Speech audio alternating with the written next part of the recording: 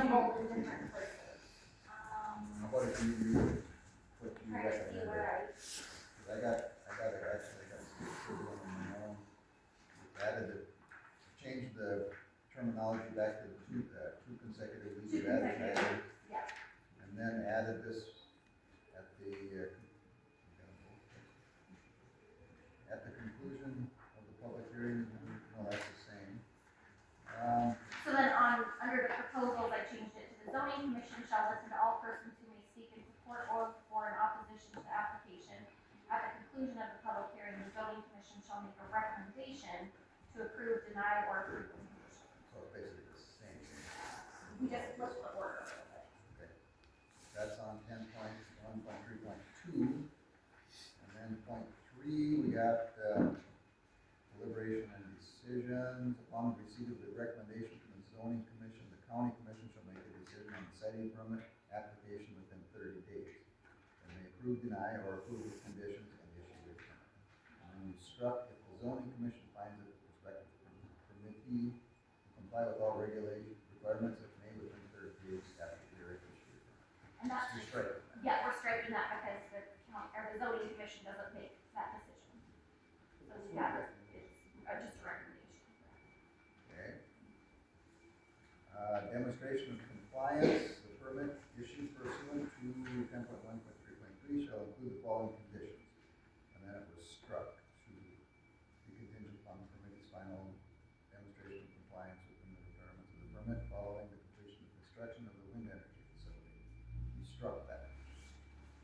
And then within 90 days of the completion of wind energy facility construction, the permittee shall submit to the zoning commission an updated and final USGS topographical map or survey if available, providing all information pursuant to 10.1.3.1 and demonstrating actual compliance with the requirements and conditions of this permit.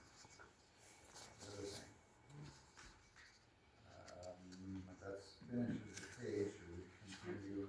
Well, should we, Yeah, I think since this is a 3D page, it would be good to vote on it. I'll move to approve sections 10.1.3.2 through 10.1.3.4 on page 10 with Ashley, State Attorney Ashley Leese's revisions.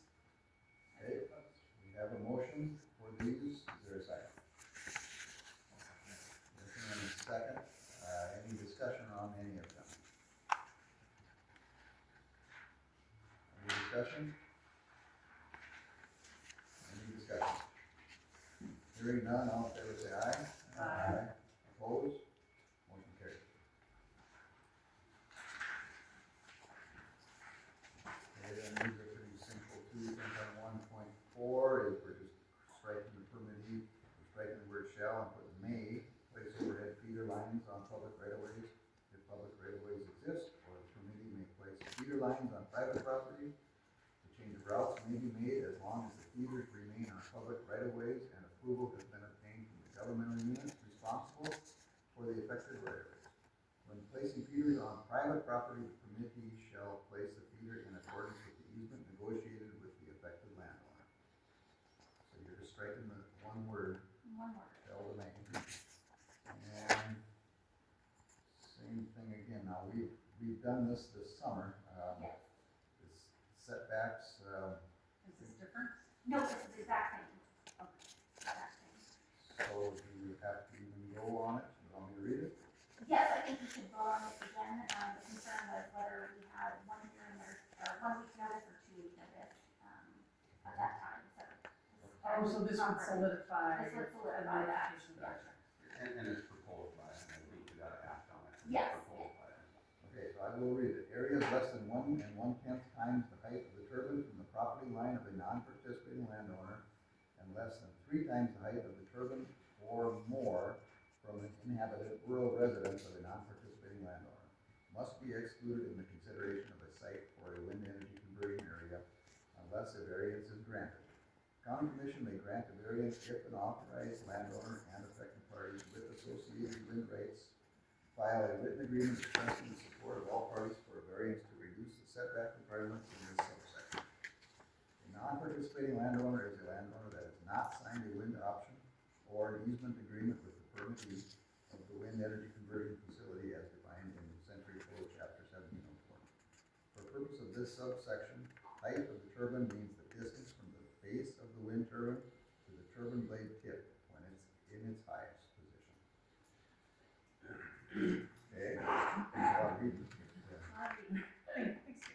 With that, I'll move to approve section 10.1.4 and 10.1.5 revisions as per Ashley Reese's recommended changes. Okay, we have a motion, is there a second? I'll second it. Discussion, please. Discussion? So in the bottom of 11, where it says areas less than 1 and 1/10 times the height of the turbine from the property line of a non-participating landowner, and less than 3 times the height of a turbine or more from an inhabited rural residence of a non-participating landowner. That's basically what we did at our June meeting, and zoning passed it out, the county commission adopted it and everything else. Since then, the developer that has brought these forward has made, is it fair to say that you've made a gesture to stay back further than that to the non-participants? I mean, they kind of came out and said that they're willing to stay a mile away from the non-participants. So, I mean, I would say that they've done more than what's required of them. That was a big division. I think that's part of the setbacks is why we had some townships leave the county zoning.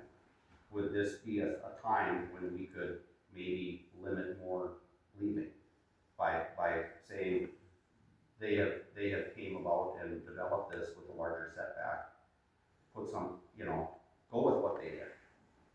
Maybe nobody's up for that, but maybe that would keep townships from this divide or whatever. I mean, I'm gonna flat out say it. It appears like they did more for setbacks than what was required of them, and protected some of the non-participants with their concerns more than the county zoning did. So I mean, What do you think?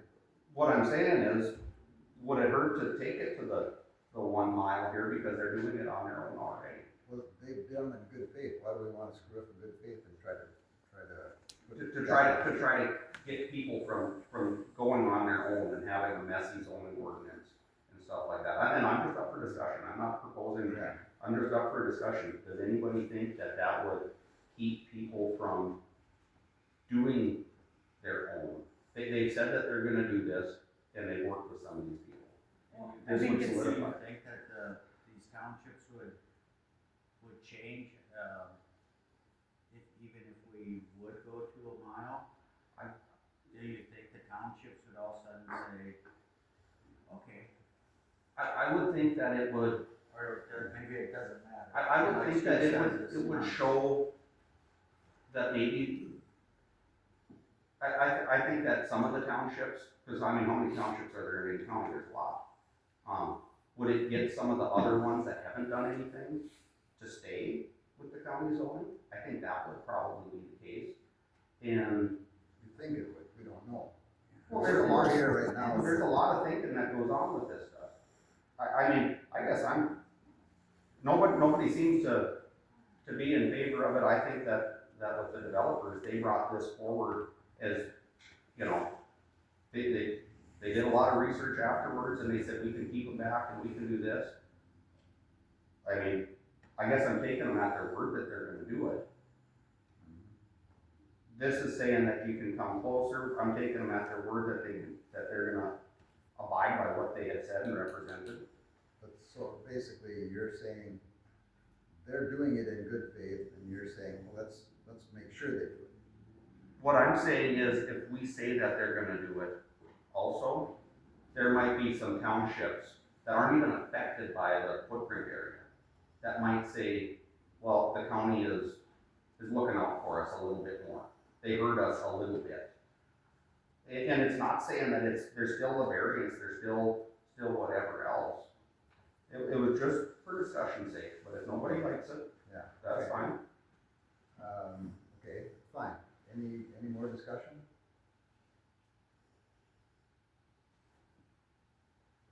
Any more discussion? Okay, roll call vote. Levi Rue, Aye. Linda? I'm voting on. I'm sorry. Oh, okay. Stu? Yes. Shawna, Yes. Robert, Yes. David, Yes. Lucas. Yes. Motion carried. Levi, I don't disagree, I'm not arguing with you. Oh, that's the point of It's a good discussion, point. Sue, That's a good point. is, I mean, Again, I just wanted, I don't disagree with it. but the It's point all of, good stuff. the point of a meeting and the point of a board is to have different viewpoints. I get it. And It's all good, that's what I said, it's all And good. we got some people that are, I'll be pretty blunt, like, it's no fun going and arguing or trying to convince a bunch of unaffected, I mean, I'm not saying that we're unaffected, but these townships are gonna say, we know our 36 square miles the best. I gotta meet that guy on the road, he's my neighbor, I gotta look out for him, type of deal. They care about their local government, whereas they might look at somebody and there's probably people in this county that don't know people that are on the zoning board. And they feel like, how can I come in and lobby for a change or protection? And I just thought that was maybe an opportunity to align what zoning said with what Flickertail has supposedly committed. And hopefully they still do it. And we're gonna count on that, they'll still keep working with the landowners. Moving along, 10.1.6, This was again from last summer, we already removed it,